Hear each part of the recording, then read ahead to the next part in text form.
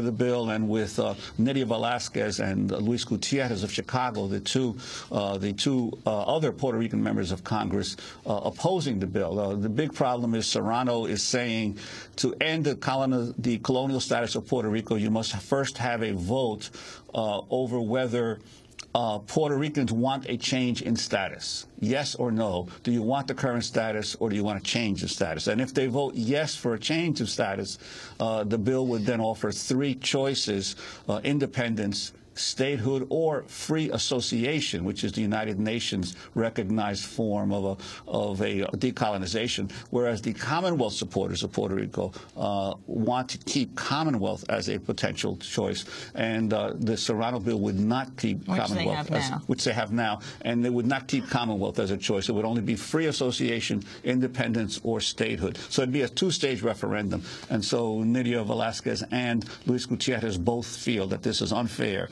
to those who support the current status of Commonwealth. But it does appear that it'll be a close vote, and potentially, finally, you could get a referendum for Puerto Rico authorized by the U.S. Congress, which has never happened. All the other referendums up until now have been referendums that the Puerto Rican government itself held, but which Congress did not officially authorize.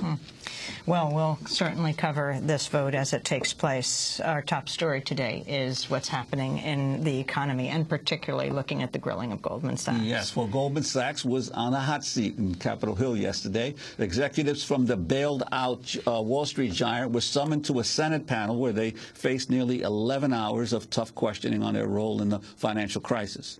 Senators grilled current and former Goldman officials over their aggressive marketing of mortgage investments to clients at the same time that the firm was betting against them. They accused Goldman of helping to inflate the housing bubble and then making billions off the market's collapse. The session began with opening remarks from Subcommittee Chairman, Michigan Democrat Carl Levin. Goldman Sachs proclaims, quote, a responsibility to our clients, our shareholders, and our employees, and our communities to support and fund ideas and facilitate growth, close quote.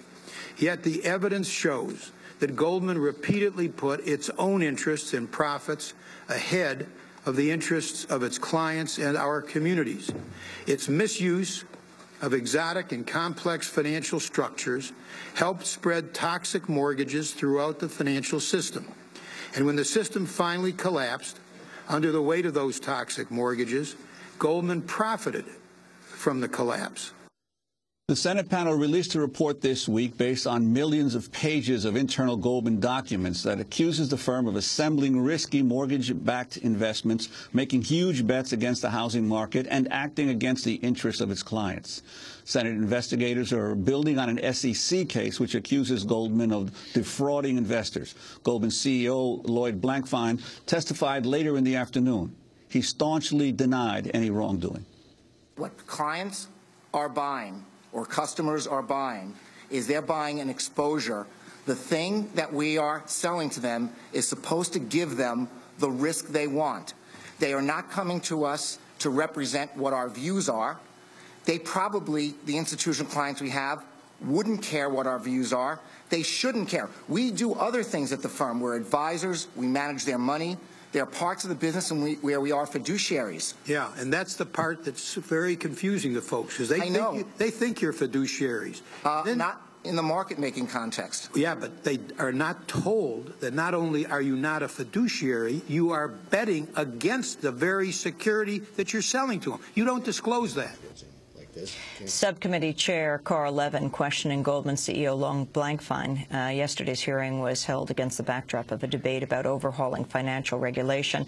On Tuesday, Republicans blocked the Democrats' financial reform bill from reaching the Senate floor for the second time this week. Another vote is expected as talks continue on reaching a bipartisan deal. For more, we're joined by Rob Johnson, former economist at the Senate Banking Committee and the Senate Budget Committee. He's now the director of the Economic Policy Initiative at the Roosevelt Institute. He's here with us in New York. And joining us from Washington, D.C. is Greg Gordon, an investigative journalist with McClatchy Newspapers. He attended yesterday's Senate hearing. In November, he published a multi-part investigation of Goldman Sachs and how it secretly bet against the housing market. We welcome you both to Democracy Now! Greg Gordon, let's begin with you. Describe the scene yesterday in Washington, what you think came out of it, what was most important. Well, it was really a circus. We had people dressed up in prison uniforms demanding jail time, one of them bearing a sign, Martha Stewart spent time in jail for what she did, why not you? And the scene was really typical for a Washington Tempest, with a packed hearing room, a row of lawyers behind the witnesses who were well prepared, members of the Senate Permanent Investigations Subcommittee coming in and taking turns grilling Lloyd Blankfein and 6 other executives of Goldman Sachs.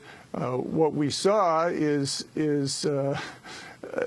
I think, kind of remarkable in the current climate, where you have Republicans and Democrats at pretty much of an impasse over financial regulatory reform. And here, in the middle of all this, you have a subcommittee that is working in a bipartisan way, and you really got to hand it to them, because they subpoenaed this company and went through 2 million documents to try to piece together exactly what happened as Goldman Sachs became the only Wall Street firm to make a safe exit from the subprime market.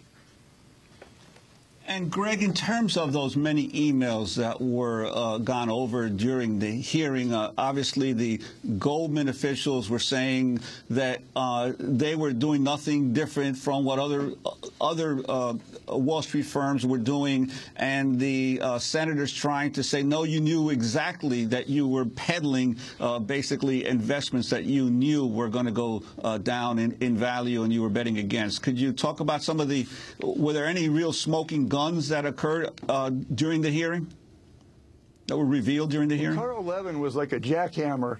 I'm sorry, Carl Levin was like a jackhammer. He just went at Lloyd Blankfein again and again about the issue of whether Goldman sold short, whether it did a big short behind the veil of with secret bets that its clients didn't know about, while it was unloading all these securities and packaging so-called synthetic securities, which are basically exotic bets between 2 parties, and often one party, which was betting against the housing market, was Goldman, and the other party was its client or clients. And what we saw was I think more of a picture of what Goldman was doing. Goldman maintains that it barely made any money on this so-called big short, less than $500 million in 2007, which for a company its size is a tiny percentage of its revenues. But Senator Levin finally drove home the point that Goldman was unloading tens of billions of dollars of these securities in late 2006 and 2007, before anybody else in certainly in the Wall Street community had awakened to what was happening, and Goldman made a clean exit. And yes, maybe the net result was less than $500 million in profit in 2007 on the secret bets, and a net loss over those years of $1.7 billion on the securities. But Goldman was in deep.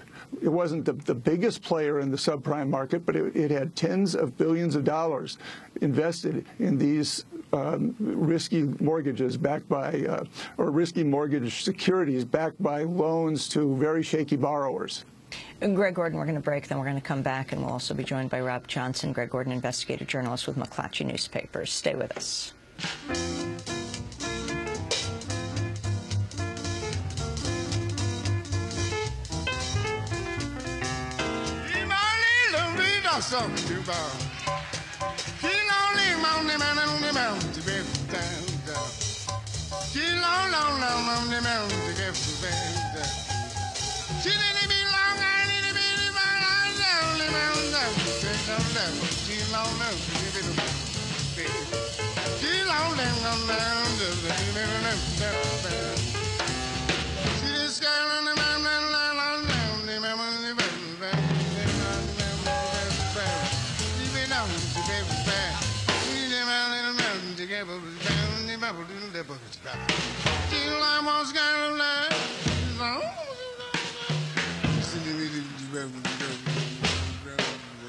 Very nice. Mumbles by Clark Terry. This is Democracy Now!, democracynow.org, The War and Peace Report. I'm Amy Goodman with Juan Gonzalez as we turn to another clip from yesterday's Senate hearing.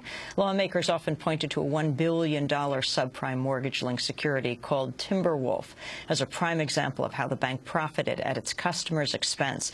In one email, a Goldman executive uses an expletive to describe how bad the Timberwolf deal was. Senator Carl Levin questioned former Goldman partner Daniel Sparks about the deal. Look what your sales team was saying about Timberwolf. Boy, that Timberwolf was one deal. They sold that Mr. Chairman, deal. This email was from the head of the division, not the sales force. Whatever it was, it's an internal Goldman document. This was an email to me in late June. Right, and you sold Timberwolf. Transaction. No, you sold Timberwolf after as well. We did trades after that. Yeah, okay. It's the trades after. Some context. Yeah, might be helpful. The context. Let me tell you, the context is mighty clear. June 22 is the date of this email. Boy, that Timberwolf was one deal. How much of that deal did you sell to your clients after June 22, 2007? Mr. Chairman, I don't know the answer to that, but the price would have reflected levels that they wanted to invest. Oh, of course. But they don't know what it says. You didn't tell them you thought it was a deal. Well, I didn't say that. No. Who did? Your people, internally. You knew it was a deal, and that's what your email shows. I think the context, the message that I took from the email from Mr. Montag was that my performance on that deal wasn't good. And I think the fact that we had lost money related to that wasn't good. How about the fact that you sold hundreds of millions of that deal after your people knew it was a deal? Does that bother you at all? You sold to customers something? I don't recall selling hundreds of millions of that deal after that. That was Daniel Sparks, a former Goldman executive, being interviewed by Senator Carl Levin at yesterday's Senate hearing. Greg Gordon, Timberwolf, Abacus, what about these investment vehicles that were so much at the center of the hearings yesterday? These are offshore securities, almost all based in the Cayman Islands, and so many of them were constructed essentially as a bet. I think it was Senator Claire McCaskill who talked about these basically, Goldman Sachs basically serving as a bookie, setting up bets between its clients, and later Senator Ensign from Nevada took great umbrage at that, at her comparison that to Las Vegas, and said in Las Vegas, the bettors know the odds. And in truth, the bettors didn't have all the information here. They didn't know that how much Goldman was betting against all these securities. And Senator Levin basically hammered home the point that Goldman Sachs was in conflict with its own clients' interests, which is totally in conflict with the company's motto or byword that we always put our clients first.